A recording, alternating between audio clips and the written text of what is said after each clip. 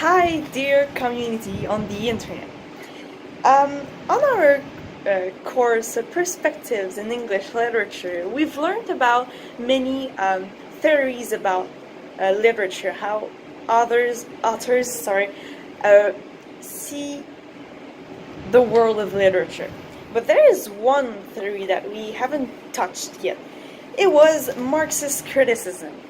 And it is something that could be quite hard to understand, so we will explain it with the amazing book Animal Farm. So, Animal Farm was written in 1945 by George Orwell, who wrote 1984 in 1949 too. So, it's a criticism about society, what it could become seen in the eyes of animals, which is seems like a fantasy instead of like a reality. It's a metaphor for the Russian Revolution hidden under animalism, which has 7 rules.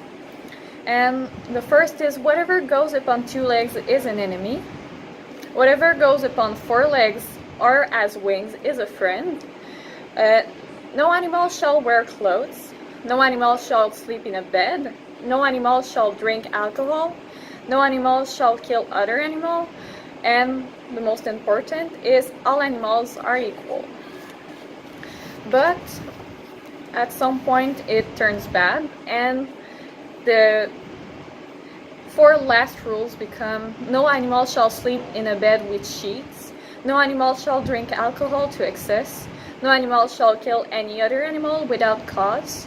And all animals are equal, but some animals are more equals than others. At the beginning, the animals kick out Mr. Jones, which is their superior, if you please. But after that, the power goes to everyone with a chief, which is Snowball. He is a pig.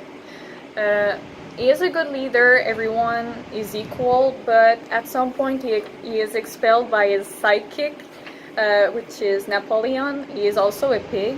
He is a really bad leader. He becomes a dictator, and at some point all the pigs become leaders, and they change rules so they suit themselves. They decide to work with humans at the end, so it causes a chaos. So now we will focus on Marxist criticism in the book. So the main elements of Marxist criticism, is that reality can be defined and understood, that society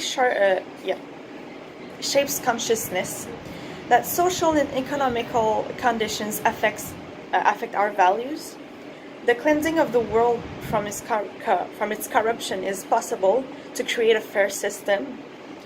It exposes the dominant classes and demonstrate how these classes oppresses the working class. I will explain all that just now. So reality can be defined and understood, which means that something will be defined and understood. So in the book, as Fred just mentioned, it's a metaphor for the Russian Revolution.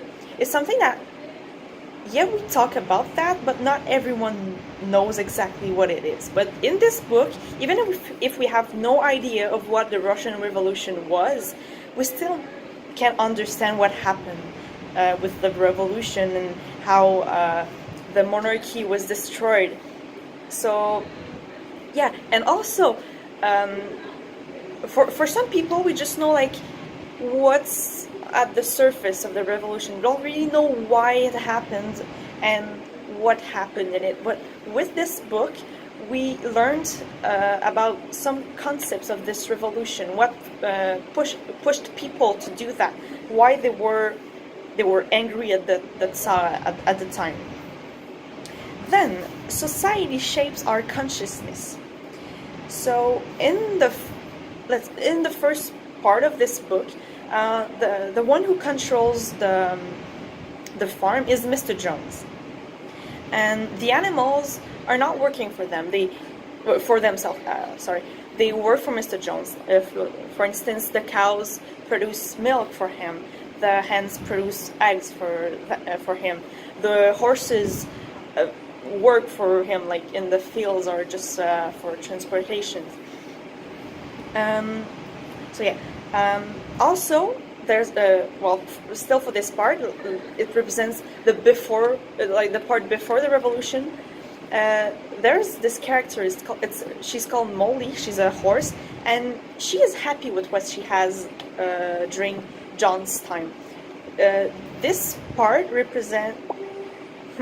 Sorry, this part represent people that were wealthier at that time, that were still happy with the monarchy, like the fact that the working class was not well treated, that did not affected them.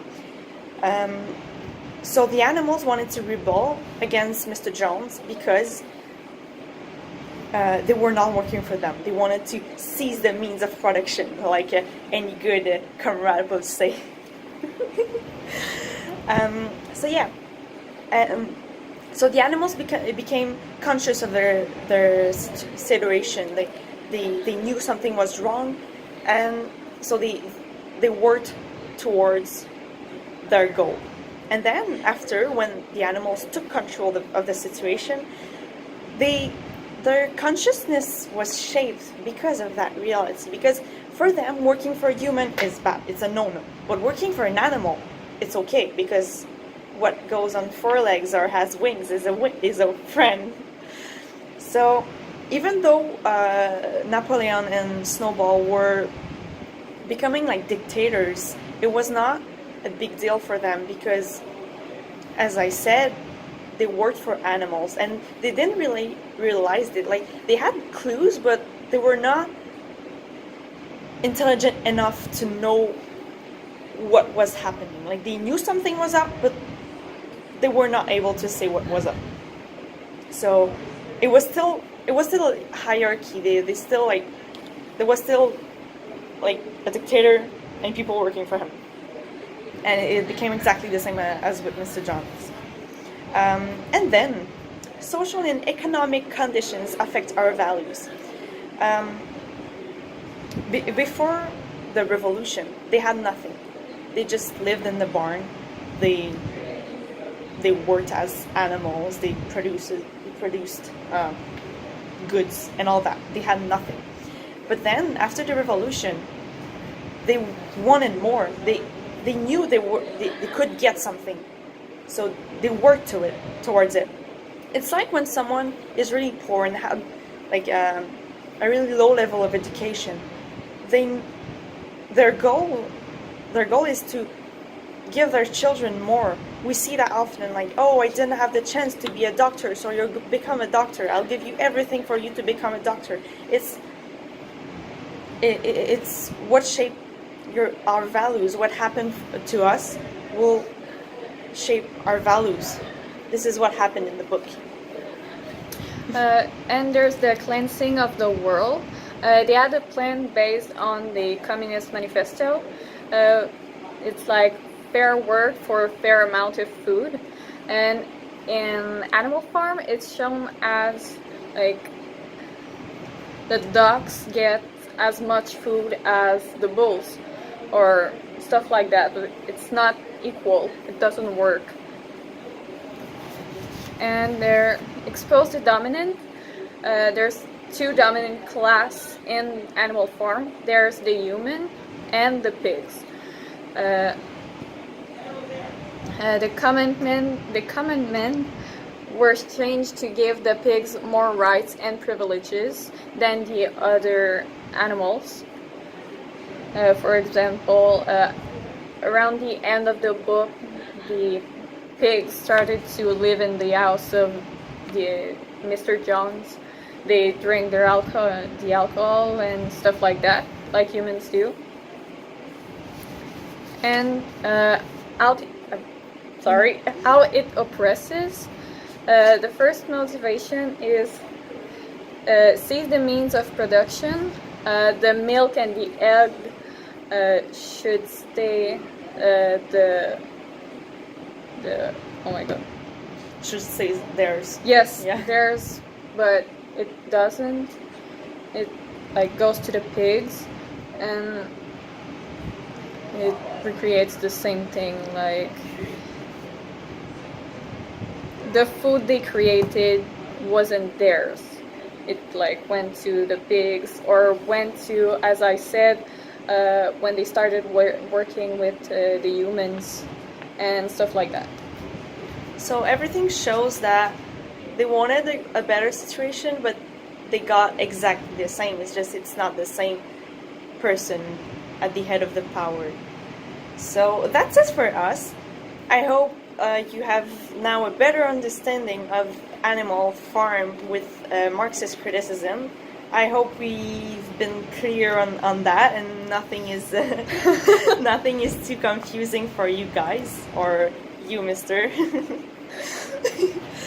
So yeah, that's it. Thank you for listening to us. Thank you. That was Mary And Frederick.